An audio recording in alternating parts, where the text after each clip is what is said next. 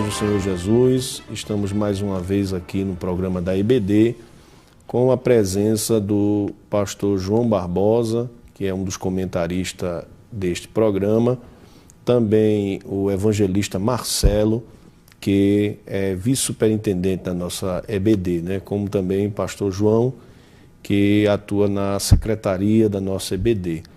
E para esse programa de hoje, né, estamos com a lição que diz respeito ao juízo final, né, nossa 11ª lição, uma das lições mais esperadas, um dos assuntos mais abordados e comentados nos últimos anos, nos últimos dias, e com certeza esta lição irá tirar muitas dúvidas daqueles que buscam, né, pelo conhecimento através da palavra de Deus.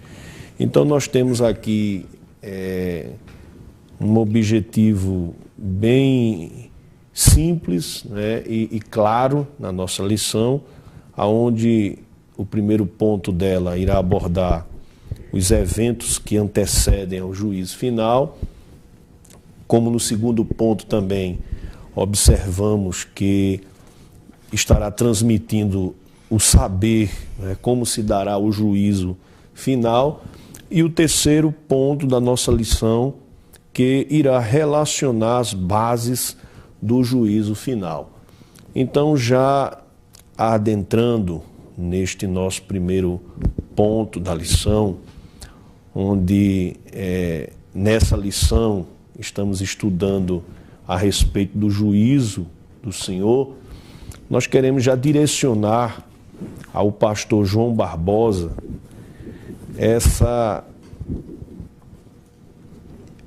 esse conteúdo, não é, do nosso primeiro ponto, que estará abordando eventos que antecedem ao juízo final, né? Então, o comentarista achou por bem, né, e foi feliz em fazer essa colocação do primeiro ponto, levando a uma preparação, né, para podermos nos aprofundarmos dentro dessa temática a respeito do juízo final. Então, pastor João, fale-nos um pouco acerca desses eventos, né, que antecedem ao juízo final. Eu quero, em primeiro lugar, saudar a todos, expressar a minha gratidão, em primeiro lugar, a Deus, ao nosso pastor presidente, pastor Roberto José, e a equipe que faz este abençoado trabalho, e, sobretudo, também aqueles que, através da rede mundial de computadores, assistem esse programa, e a prova é que muitos mandam mensagens, quer criticando, quer aprovando. Isso nos dá uma prova de que muitos estão se debruçando sobre aquilo que discutimos, que palestramos, que falamos aqui neste abençoado lugar.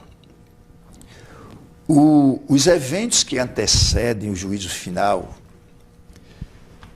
na lição passada, nós estudamos sobre o milênio, o reino milenial de Cristo, e vimos que no início daquele evento, o Senhor Deus, através da pessoa do nosso Senhor Jesus Cristo, Ele prendeu, lançou no lago de fogo o anticristo e o falso profeta, e prendeu Satanás no abismo. Satanás não foi jogado logo no lago de fogo, foi colocado no abismo. Julgou as nações, restaurou Israel, e o seu reino foi implantado, e os habitantes que surgiram, que escaparam dos grandes cataclismas, da grande tribulação, e adentraram ao milênio em corpo natural, essa população, tanto dos judeus, dos filhos de Israel, como dos gentios, que adentraram o milênio, cresceu de forma impressionante. Um milênio depois, era muito grande essa multidão. E eles, novamente, mesmo Deus dando toda a prosperidade, paz e saúde, segurança e bem-estar para toda a população, havia nos corações alguma forma de descontentamento contra o reinado de Cristo. Imagine só. Mas, depois deste milênio, Deus permitiu que Satanás fosse solto com o objetivo: provar aquela nova geração que cresceu e não podia acusar Satanás de nada, porque Satanás estava preso, não havia tentação desse aspecto. Porém, alguns fatores do homem, do próprio homem, como sendo a sua própria carne, estavam ali presente. E depois de passar um milênio, Deus prova essa nova geração, como provou todas as gerações anteriores, com relação à sua fidelidade para com Deus. E nesse teste, quando Satanás solto sai a enganar as nações, considerando que o conhecimento tecnológico daquele tempo será incomparável com o que temos hoje. E logo eles se organizam e resolvem destruir a cidade santa, a Jerusalém terrestre. Mas aí não tem conversa, Deus manda fogo e destrói tudo. Isso era prova, última prova contra aquela geração do milênio. Porque naquele período, segundo Isaías 65, 20 e outros versículos bíblicos, ali fica muito claro que a vida foi prolongada e se pode viver centenas e centenas de anos. Um jovem pode estar apenas com 100 anos, ainda é uma pessoa jovem, com que está chegando assim 15, 17, 18 anos de idade. Naquele período será 100 anos. Então, mas essa geração precisa dar prova de que é fiel a Deus, para poder então entrar em estado eterno. Porque o que foi o milênio? Não foi outra coisa senão um período que dá acesso ao estado eterno. Por isto que, antes do juízo final, há uma prova para aquela geração, porque Deus é justo. Ninguém pode acusar Deus de estar sendo condenado injustamente, porque todas as condições Deus concede ao homem para que ele possa mudar a sua condição de vida e servir e aceitar os ensinamentos bíblicos e temer a Deus e dar-lhe glória. Se ele não faz isso, ele fica sujeito ao juízo de Deus. E olhem, senhores, senhoras e senhoritas, que podem me ouvirem, que o juízo de Deus é sem misericórdia sobre aqueles que não exercitaram também a misericórdia. Então, esse momento, pastor, estive do juízo final, do trono branco, é terrível. Terrível porque hoje, todo homem, quando está à beira da morte, quase moribundo, ele tem um sentimento da sua vida, desde o período de razão, quando ele aprendeu a distinguir a mão direita da esquerda, é como que passasse diante dele um filme. Por que é que as pessoas, muitos ficam temerosos na última hora? Porque tudo que ele fez passa diante dele. E aquele que serviu a Cristo vai tranquilo, porque eles sabem que trabalhou para o Mestre, tinha falhas, é verdade, mas que seus pecados foram lavados e purificados no sangue do Cordeiro. Então ele vai tranquilo, mas aquela multidão que chega ali, eles chegam sem nenhuma proteção, porque se esqueceram de Deus. E a Bíblia diz que os ímpios serão lançados no inferno e todas as gentes que se esquecem de Deus.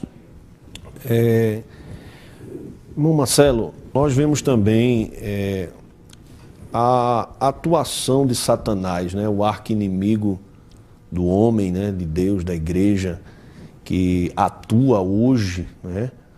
E nesse período também que antecede o juízo final, não é, do grande trono branco, também haverá uma atuação de Satanás, não é? Eu queria que o senhor comentasse, não é, qual essa última manifestação ou atuação dele influenciando, né, aqueles que estarão ali vivendo esse período milenial, né, com o Senhor. Pois não, pastor. A paz do Senhor Jesus Cristo para todos. É um prazer mais uma vez estar aqui com todos vocês para debruçarmos, né, mais uma temática bíblica, né, uma doutrina muito importante, apesar de não ser abordada nem explorada, né, com muita frequência, porque naturalmente a teologia hoje que é propagada no meio evangélico tem fugido muito da realidade bíblica, né? Então, a teologia do juízo divino, que é algo que está também presente na Bíblia. No entanto, antes que esse momento ele chegue para a humanidade, né, ele é precedido de alguns eventos, como já o pastor João Barbosa muito bem expôs. Nós temos o nosso arqui-inimigo, que hoje atua, né, em nosso meio, mas que no futuro ele terá um período de prisão. Terá um período de prisão que está muito bem claro, né, na lição que estudamos semana passada. A Bíblia diz que ele será preso por 1000 anos e que no final desses 1000 anos será solto, e ele terá pouco tempo, né, e vai tentar usar todos os seus recursos para, mais uma vez, né, tentar influenciar aquelas pessoas que, por alguma razão, talvez estejam inconformadas com o reino de Deus, com o reino implantado pelo Senhor Jesus Cristo. Então, ele vai usar essas pessoas, né, vai usá-las para tentar, né, numa última oportunidade que ele sabe que tem, né, para destruir a nação escolhida por Deus. Então, o momento que precede ao juízo é tomado ainda de um grande terror que vai invadir muitos corações, muitas mentes, né? E o que percebe, apesar de a Bíblia, neste momento, dizer que vai cair fogo do céu, e a gente percebe que esse juízo de Deus é instantâneo, né? Mas também fica subentendido que ele vai ter um tempo, né? Ainda que curto, mas conseguirá manipular muitas mentes, ainda conseguirá convencer muitas pessoas do contrário daquilo que elas estão vivenciando, né? Porque é um reino de paz, né, pastor João? É um reino de harmonia, é um reino onde todas as necessidades humanas serão supridas em todos os níveis possíveis. Então, como é que alguém ainda sustentaria um sentimento averso a Deus? Então, o inimigo vem porque ele sabe que a semente do mal, que foi implantada lá no Jardim do Éden, ela não foi suplantada totalmente. É necessário que o homem seja revestido deste novo corpo, porque só assim, então, ele não sofrerá nenhum dano do mal. E ele vai lançar mão ainda desse recurso, consciente de que tem pouco tempo, muito pouco tempo, e conseguirá, né, com a sua habilidade, convencer muitas pessoas e que terão uma prévia, essas pessoas, daquele juízo iminente.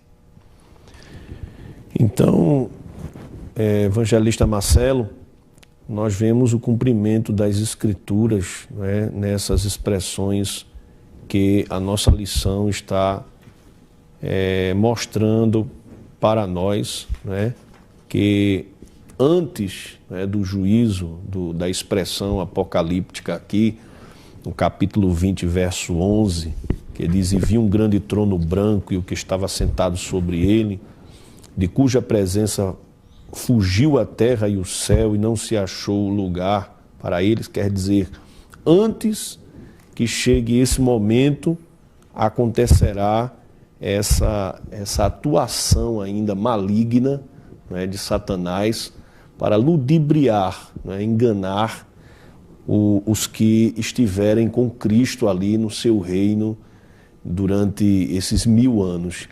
Então, observamos na nossa lição que o comentarista, nosso pastor Elinaldo Renovato, ele faz aqui um gráfico, né, acerca dos julgamentos futuros para facilitar, né, a compreensão também daqueles que têm a facilidade de absorver, né, as informações através da visão, até cientificamente provado, né, que as informações que recebemos, elas são mais aguçadas através da visão do que da própria audição.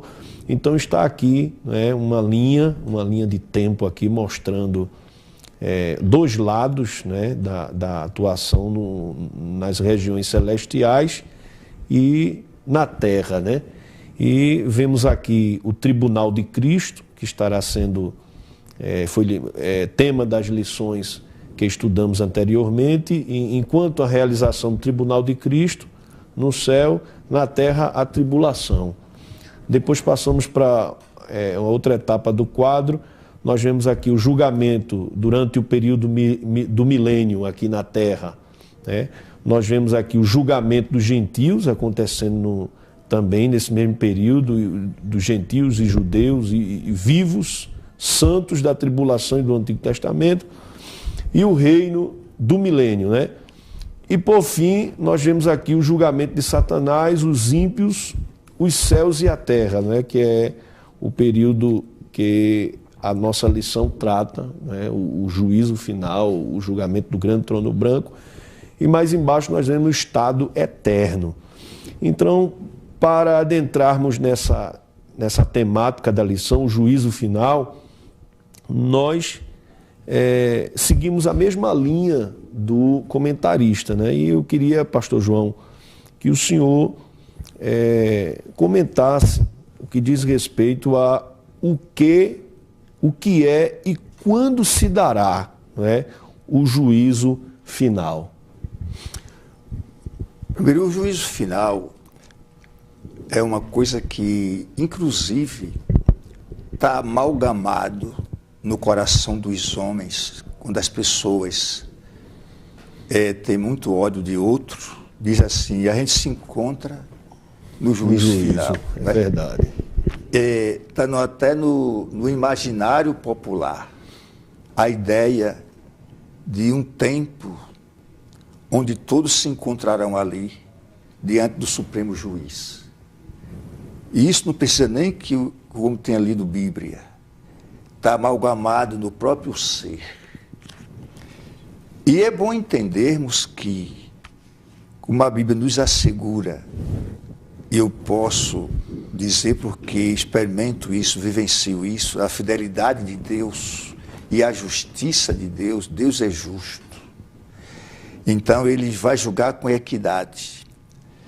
Então, o momento que se adentrar para aquele período onde todos os mortos, desde Adão até aquele momento, que não tiveram conhecimento de Cristo, não tiveram os seus pecados perdoados, não tiveram suas vestes lavadas e embranqueada no sangue do Cordeiro, estarão ali para ser julgados. Mas não será um julgamento simplesmente porque o julgamento do trono branco é um juízo individual, não é um juízo coletivo. O julgamento das nações foi um julgamento coletivo. O julgamento do trono branco será um julgamento individual. Deus vai tratar de forma individual com todos os homens, e não importa, porque números para Deus é coisa irrelevante. O tempo, né? Isso para Deus é irrelevante. Acho que na visão humana, observa-se que, então vai durar muito tempo para julgar um por um. Vale salientar que o julgamento do trono branco é como se fosse a porta da eternidade. Ali é como se fosse o começo do estado eterno, que divide o tempo com a eternidade. Ele está ali no meio. Então, tudo converge para aquele momento, inclusive a igreja estará lá. Não para ser julgada, mas para julgar. Nós estaremos lá também. Estaremos ao lado do Supremo Juiz, porque passamos pelas intempéries do tempo, pelas tribulações e tentações, e Deus nos ajudou a chegar lá. E agora, em corpo glorificado, atravessamos com Ele o milênio, e aquelas pessoas, eu não posso nem, a Bíblia fala de milhões e milhões, de milhares, porque não dá para contar. Mas Deus conhece, porque Ele sabe a quantidade de grão de areia que tem num deserto ou numa praia. Sabe quantas folhas tem nas grandes florestas, tropicais ou não. Deus conhece tudo. Quantos cabelos nós temos em nossas cabeças, então Ele conhece tudo. E ali estará perante Ele toda aquela massa de gente, não em corpo glorificado, mas em corpo ressurreto. Porque Deus dará um corpo específico aos ímpios. Eles não serão glorificados, mas serão ressuscitados com características do corpo que eles tiveram quando praticaram a iniquidade, mas que não se desfaz. E uma consciência viva de todos os seus atos. Veja, amados irmãos, e pastor Steve, me permita ler aqui na carta do apóstolo Paulo aos Romanos, no capítulo 2 de Romanos, quando Deus chama a atenção, o apóstolo chama a atenção de pessoas que podem pensar que há um arranjo, eu vou escapar, eu não vi o evangelho, ninguém me falou nada. Mas escutem todos o que nos diz o grande apóstolo Paulo.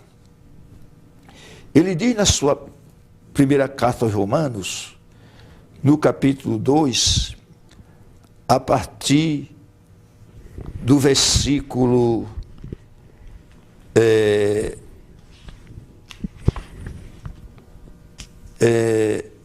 deixa-me ver aqui, Romanos 2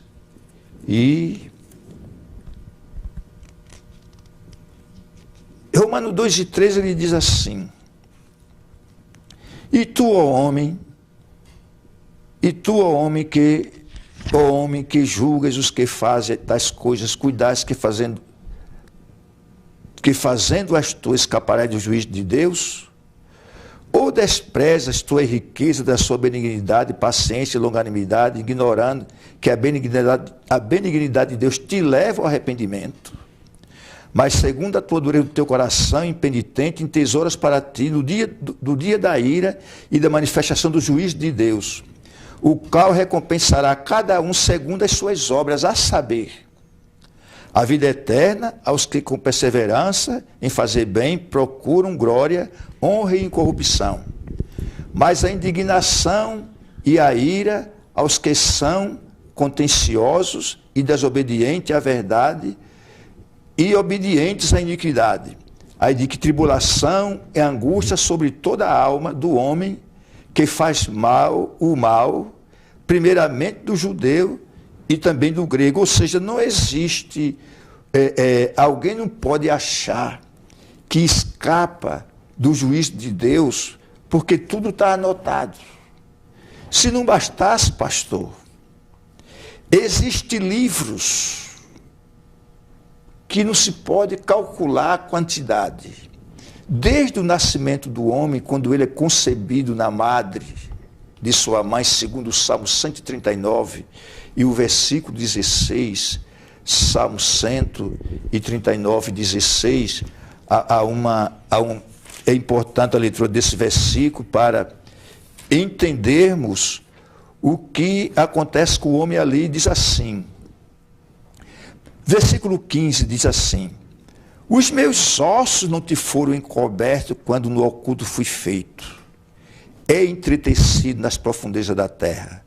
Os teus olhos viram o meu corpo ainda informe, e no teu livro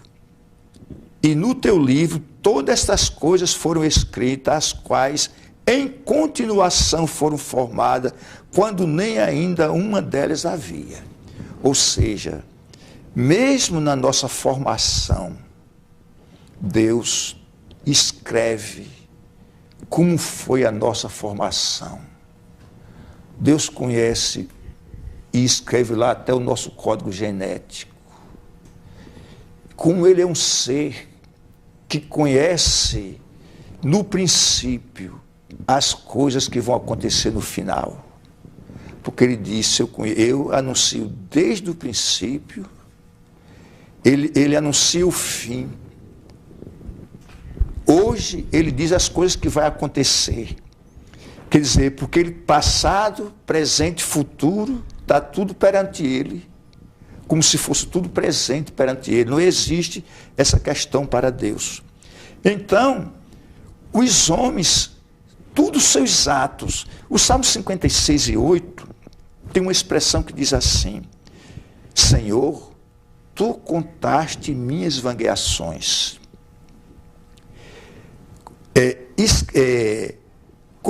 Guardaste minhas lágrimas no teu odre, e não estão elas escritas no teu livro? Ou seja, pastor, até o choro seguido de lágrimas do homem, não é a lágrima, seja essa lágrima de vingança, de ódio, ou seja de piedade por alguém, são guardadas no ódio de Deus e escritas no seu livro. 56 e 8 de Salmo. Um dia Moisés disse assim, Êxodo 32 e 33. Agora, pois, perdoa o seu pecado, era o pecado do povo. Se você não quer perdoar o pecado de Israel, risca-me do teu livro, que tens escrito. Moisés tinha certeza que o seu nome estava escrito no livro de Deus. Aí Deus disse a Moisés, então disse o Senhor a Moisés, Moisés, que pecar contra mim, a este riscarei do meu livro.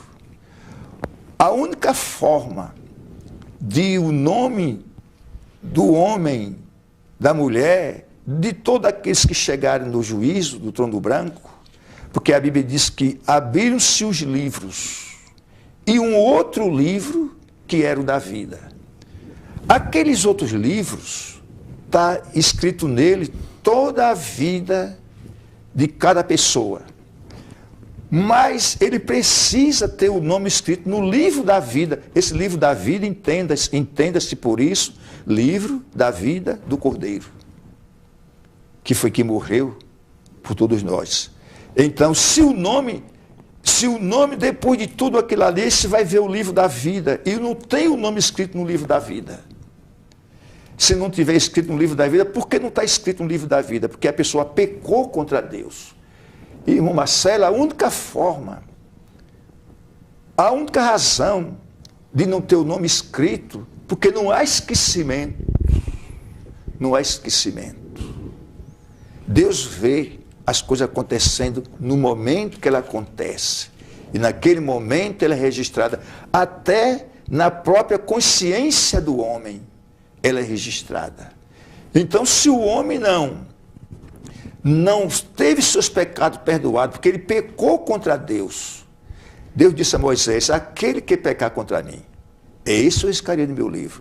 Então, por que o nome não está escrito no livro da vida? Porque a pessoa pecou contra Deus. E pecando contra Deus, tem um detalhe. É importante isso que eu quero chamar bem a atenção. Não é só o nome pode ser escrito e pode ser apagado. Tem isso também.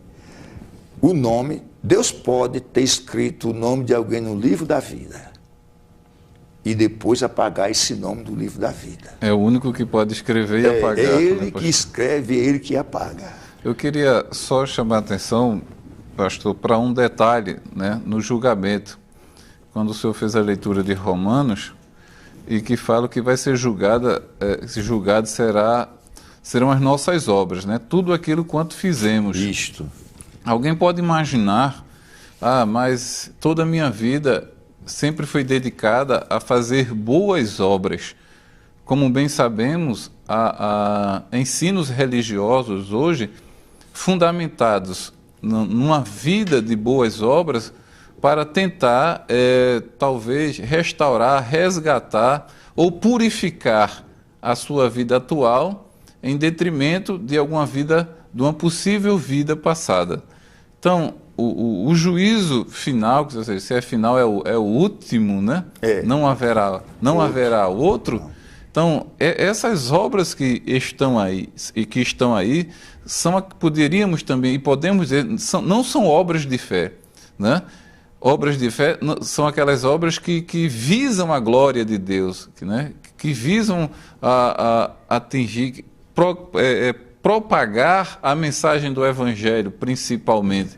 Então, qualquer obra que fuja da glorificação do nome de Deus não pode ser tida como obra de fé, é obra do homem, né? E quando a própria palavra de Deus diz que quem nele crê não será condenado, né? A gente sabe que esse crer não é apenas um atesto verbal que alguém declara, né? Não é apenas uma declaração verbalizada, mas reivindica também uma vivência, né? Uma prática, ou seja, é uma união indissolúvel daquilo que eu creio e daquilo que eu vivo, né? E através dessa fé em Cristo me livra desse juízo. Mas não apenas o fato de hoje praticar boas obras, subentenda aqui boas obras, né, que está sempre dentro de um contexto relacionado a uma particularidade de um grupo, de um sistema doutrinário, né, mas o que chama a atenção aqui é todo aquele que negou o Filho de Deus, ele vai estar lá. Escutem isso aqui, dando prosseguimento àquela leitura de Romanos. Primeiro ele diz assim, para Deus não há acepção de pessoas. Será julgado todos. Grandes e pequenos. Grandes, né? E pequenos. O texto lá de Apocalipse diz isso. Vejam só, Romanos 2:12. Porque todos que sem leis pecaram, sem lei também perecerão. Observe que diz assim, sem leis perecerão. Podia dizer, sem leis serão salvos, né? Mas sem leis perecerão. E todos que sob a lei pecaram pela lei serão julgados. Porque os que ouvem a lei não são justos diante de Deus, mas os que praticam a lei hão de ser justificados. Porque, escutem bem isso, porque os gentios que não têm lei fazem naturalmente as coisas que são da lei, não tendo eles lei, para si mesmos são lei. Por quê, pastor João? Aí responde Paulo: os quais mostram a obra da lei escrita em seus corações, testificando juntamente a sua consciência e aos seus pensamentos, quer acusando, quer defendendo-os. Aí ele diz: no dia em que Deus há de julgar o segredo dos homens por Jesus Cristo, segundo o meu evangelho. Observe que ele diz aqui o seguinte, pastor. Deus deu ao homem uma capacidade de saber se o que ele está fazendo está certo ou está errado, sem que alguém chegue perto dele e diga isso. Lá, o pajé, lá naquelas tribos onde o homem não colocou o pé ainda, se é que existe algum lugar desse. Está lá. Ele sabe. Se quiser prejudicar alguém, como ele fará? Com a tribo inimiga, com outra tribo, ou dentro da própria tribo. Ele sabe que pensou mal, que agiu mal, que os seus atos estão errados. A sua consciência diz isso para ele. Assim como nós, todos os homens, de alguma forma, sentem nostalgia de Deus. O salmista disse: como o cervo brama pela torrente das águas, minha alma brama para ti. Há uma ânsia, uma necessidade de Deus no ser humano, independente de alguém ter falado de Deus para ele. Então, quando chegar diante do juiz do trono branco, a consciência de cada um ali está viva, já acusando, se alguém quisesse defender, porque observe, não haverá advogado ali. Porque todas as instâncias, é como se o indivíduo tivesse passado já por todas as instâncias. Aquele é o julgamento final. Um julgamento onde os que chegarem lá não têm direito a um advogado para defendê-lo. Porque quem poderia arguir a Deus? Nem tampouco um acusador, né? Porque este já está... Agora, hoje, você, meu amigo, tem um advogado, que é Jesus Cristo. Nós temos um advogado. O apóstolo dizia: filhinho, não pequeis. Mas se alguém pecar, temos um advogado para com Deus o Pai. Hoje, ele é o nosso paracleto. Ele age por nós, ele pede por nós, intercede por nós. Ali não haverá isto.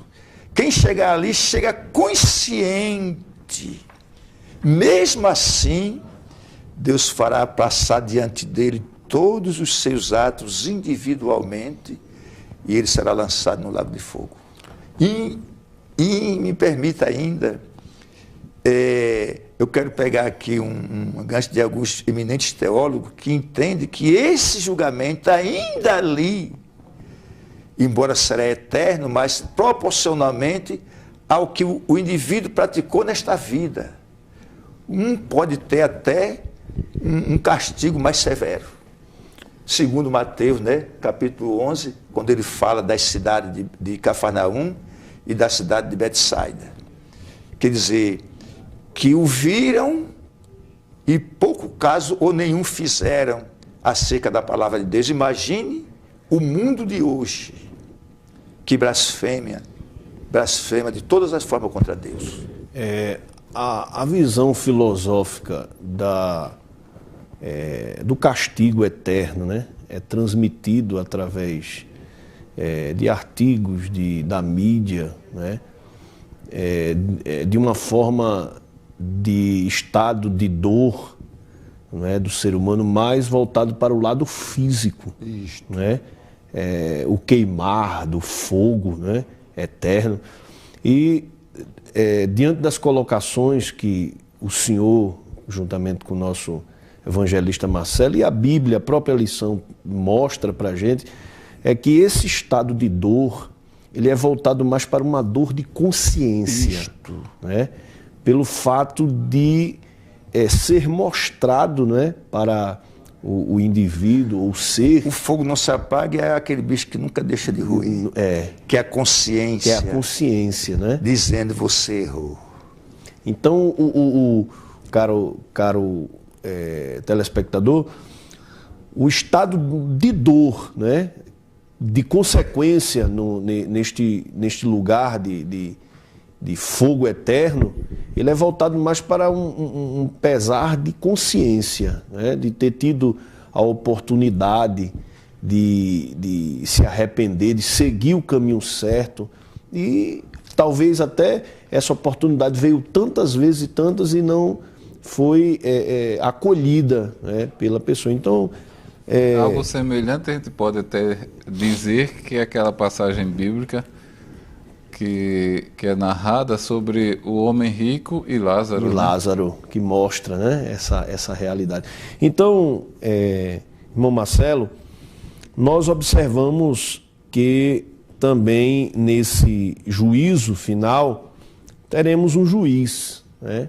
E quando falamos de juiz aqui nas nossas limitações humanas, né, no nosso conhecimento tão rasteiro, né? Eu digo rasteiro porque está tão longe desse julgamento, a gente costuma fazer um paradigma do julgamento eterno com esse julgamento que a gente está acostumado a até às vezes participar por causas trabalhistas e outras coisas peculiares do nosso cotidiano. Então, como será esse juiz? Será que esse juiz é como o juiz que a gente está acostumado a conhecer, com o martelo na mão, com a figura desse juiz nesse juízo final? Ele tem poder de decisão, né? Assim como os juízes que conhecemos hoje. Ele tem poder de decisão. Realmente, essa ideia de julgamento divino talvez tenha perdido um pouco do seu poder, da sua noção, justamente por uma mensagem que o próprio inimigo de nossas almas tem feito propagar, né, nos dias modernos, né? Ou seja, transformar uma verdade, né, numa ideia que seria única e exclusivamente de um ambiente religioso e que não atingiria as mentes, possíveis mentes mais avançadas e sábias, né, intelectuais dos tempos modernos. Mas a Bíblia fala de um juízo, né? Dentre muitos outros versículos, inclusive os que o pastor João já mencionou, a gente tem Atos 17:31, que fala que porquanto tem determinado um dia em que com justiça há de julgar o mundo, né? Então, em cada processo que Deus permite que a humanidade passe para tentar resgatar, né, na tentativa de trazê-lo à reconciliação, de resgatá-lo a esse convívio harmonioso consigo mesmo. Então, Deus tem esses processos de transição, né? A gente teve do arrebatamento da igreja para a grande tribulação, o julgamento das nações para o milênio e por fim, agora o juízo final, que vai permitir o acesso ao estado eterno. E Deus sempre está assistindo nossos passos, seja ao deitar, seja ao levantar, aquilo que pensamos, aquilo que fazemos. Então Deus tem acompanhado. Ele é um juiz que não vai fundamentar, né, o seu juízo com base no que vão dizer. Ele, diferentemente dos juízes de hoje, né, ele pode observar diretamente cada um de nós. Ele nos assiste diária e diuturnamente, incansavelmente, dia e noite, né? Ao contrário dos juízes que nós conhecemos. Então, ele vai outorgar esse juízo a quem? Ao seu filho. É seu filho que vai julgar, né? E vai julgar com justiça, com equidade, Ninguém vai poder lançar mão de algum jeitinho brasileiro, como muitos comentam, tentando, né, menosprezar essa doutrina. Não há como recorrer à sua misericórdia, não há. Porque, apesar de ser um julgamento, é para que o homem, de forma consciente, certo? Ele seja lançado. Quem imaginaria, né? Até hoje, muitos acreditam ser impossível Deus, que criou o ser humano, condená-lo ao inferno, condená-lo ao lago de fogo. Mas vai chegar esse dia, porque a Bíblia que fala de Deus como misericordioso é a Bíblia que também menciona um Deus de juízo, né? A Bíblia que fala de um Deus que criou o Éden e que colocou o homem lá e que viu o homem pecar e que fez a promessa da semente da mulher e que mandou seu filho para resgatar os pecadores e aqueles que se arrependessem. Então, é o mesmo Deus, a mesma Bíblia que fala dessa promessa de redenção, também é a Bíblia que fala do juízo final. Dessa forma, o nosso Senhor Jesus Cristo, ele será o juiz. E a igreja também vai estar lá, os santos, julgando. Julgando quem? Grandes e pequenos. Homens simples e que passaram por essa vida sem ser notado, como também grandes e importantes autoridades públicas. A Bíblia fala, né? Não cita os nomes, mas fala com bastante clareza do status desses que vão estar sendo julgados. Não somos nós que falamos. É a Bíblia que diz, todos estarão lá. Mas todos quem? Será que os justos redimidos vão estar ali presentes? Nós não podemos acreditar nisso. Os justos não vão estar ali presentes. Apesar de já terem passado por um tribunal, o tribunal de Cristo, né? Mas os justos não vão estar ali.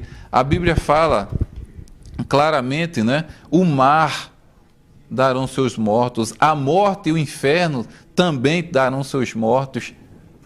Então, os justos não se encontram. Nenhum justo se encontra nessa situação. Há quem defenda também que os que foram salvos durante a tribulação passem por esse momento, mas é difícil acreditar, né, nesse postulado, nesse pressuposto, porque se olharmos a Bíblia dentro da promessa de redenção, né, depois que o homem é redimido, o único julgamento foi o para receber os galardões. E depois disso ele não tem que passar nenhum juízo juntamente com o ímpio. Ele vai julgar. Mas não nessa situação, né? Não nessa circunstância, não neste momento. Né? Pelo fato de o livro da vida estar ali presente e outros livros, há quem sustente, né? Até que possa ser que os justos vão estar lá. Mas não é isso. É quem não estiver inscrito no livro da vida. É para dizer, o seu nome não está aqui. Toda a sua história está neste livro, mas o livro mais importante, seu nome não vai estar. Muitos escritores, famosos escritores, escreveram muitos livros, seus nomes estão por aí, conhecidíssimos, mas, no entanto, o mais importante livro, que é o livro da vida... Livro do Cordeiro, né? Da vida... Pode não estar e ele vai lamentar. Mas Jesus, né, como o justo juiz, vai conduzir esse tribunal.